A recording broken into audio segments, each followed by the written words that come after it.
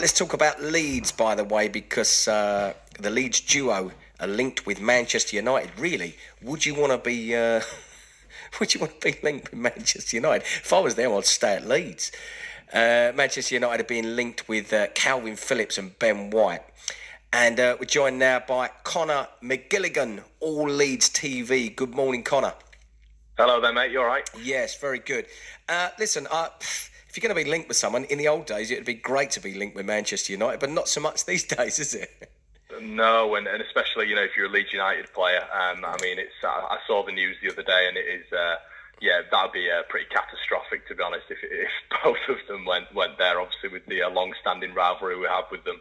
Yeah, it's strange, really. I look at what Manchester United need, and there's certain areas that they do need to sort of capitalise on, and you think that they would start looking abroad. I think Wally Gunnar Solskjaer would start looking here, there and everywhere and pulling players that we've never heard of. So the only bonus was that I thought, actually, we might get some English players playing in the team. But, I mean, how good are they, by the way?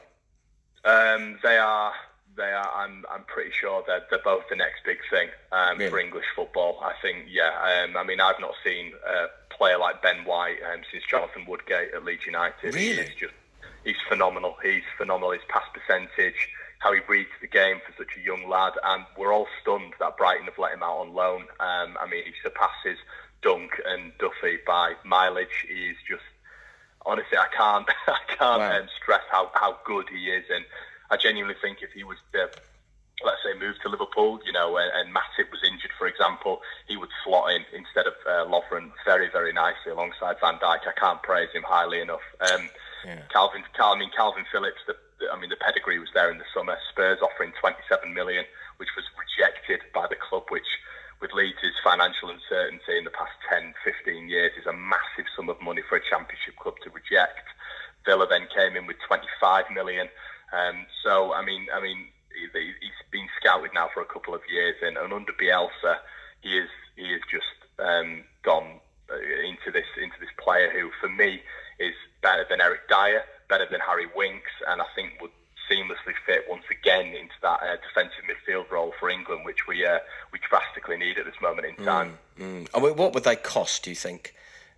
Well, Ben White, obviously, with him being on loan, is a bit of a tricky one, really. It depends, obviously, on Brighton's valuation. But if he was a Leeds player out now, you'd probably be looking at sort of 25, 30 million. And once again, I mean, the thing is, he's so young as well. They're young players, and they've showed so much potential. I mean, you take those two out of this Leeds United side at this moment in time, Bielsa's got a serious problem, because they are just they're the quality players that make everything tick. And I would go with Phillips. Is probably looking at about 30 million as well, because his levels have got even better than last season when clubs were offering 27 million for him. I just Jack Clark was 8.5 million when you sold him to Spurs. So obviously turning around some pretty decent players. What's the sort of academy like there, bringing players through as well? It's always been exceptional, because that's all we've had.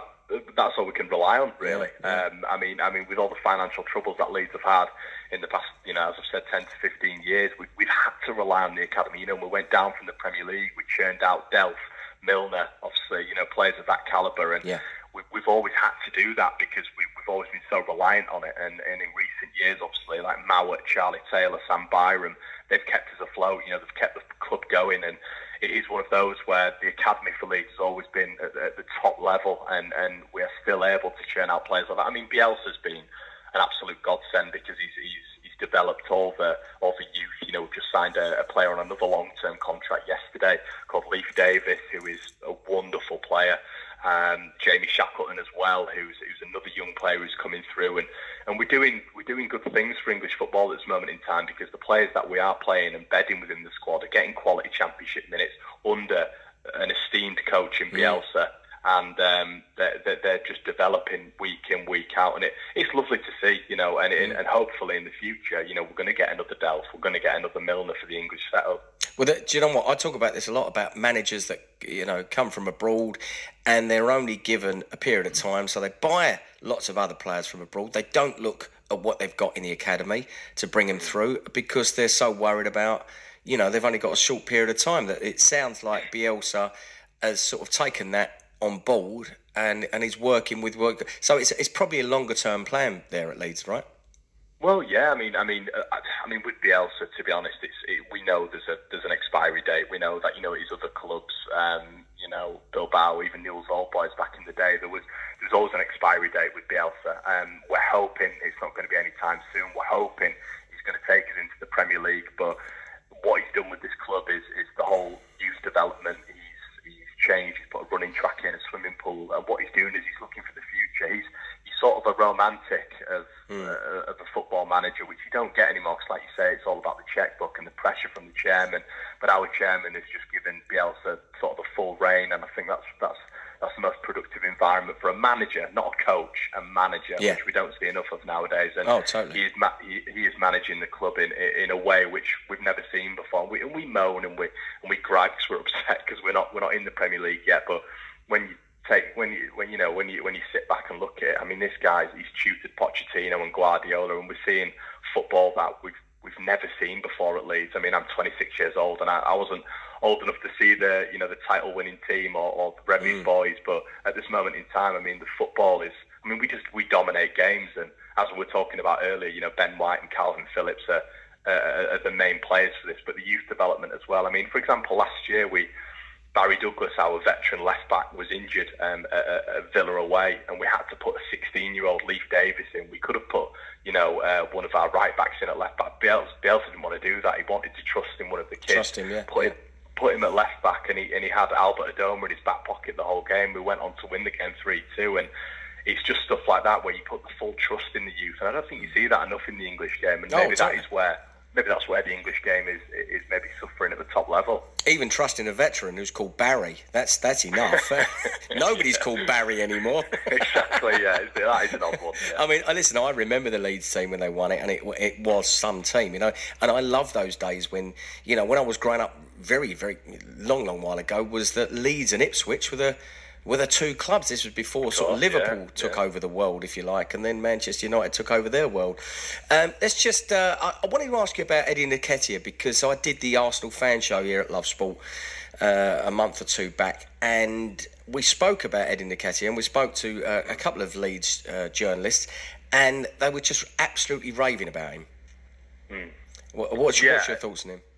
Yeah, unfortunately, he's just got an abdominal injury, which was just typical because our main striker, Patrick Bamford, was actually injured, and for that week progressing the game, and Eddie, you couldn't have written it. It was on the day we're finally going to see Eddie Nketiah start a game for Leeds United, and he gets an abdominal injury. It was ridiculous, and we're all absolutely gutted. But I mean, I've said it before. I mean, you can tell once again. We talk about Ben White and Kalvin Phillips, but you can just tell the quality level that he is. He's top level, and do I think he'll get in the Arsenal side when he goes back? I probably don't. They've got a lot of players in front of him, but you're talking about potentially maybe like a Leeds United if we do get into that top division or a bottom level club, getting Nketiah for a sort of 10 to 15 million price tag. I was going to say that. If it came to January, do you think you'd get him? Would you sign him?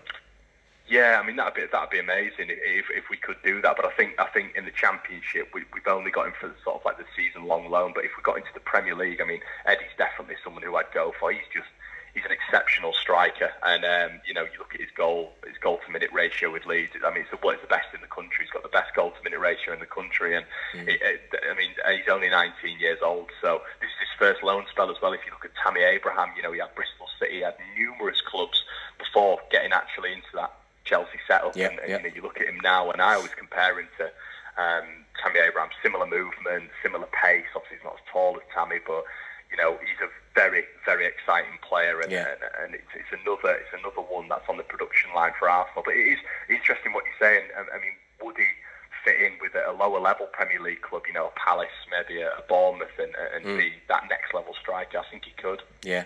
Just everybody that sort of we've spoke to about sort of raves about him, and I just don't understand why Arsenal are so poor at the moment. Why they don't utilise him. Just going back to Phillips and White.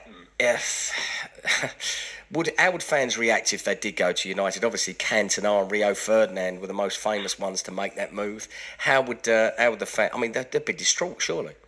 If both of them went. Yeah. There'd be riots.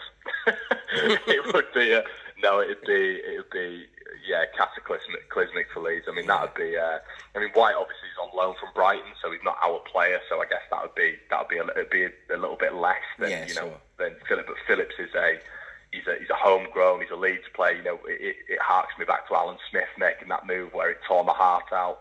But it is one of those where it's another homegrown talent going there. I mean, it just shows though. It shows the production line that we've got, the youth products that it shows that the top clubs are looking at them. But I think that would be. I mean, you'd hope that the club, whatever the offer, it wouldn't go there. I mean, to be honest, we're expecting him to leave if we are still in the Championship because he's too good for the division. Sure. Yeah. But going there, that really would be heartbreaking for the fans, I think.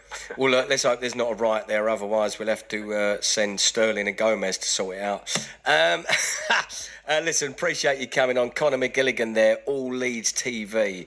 Leeds are looking good, third, by the way, at the moment. And, every time we talk to them, they've got so much quality that's coming through and players that they're tapping into out of their academy and bringing through. I know I go on about it a lot, but I want to see more of our English players playing for our English clubs.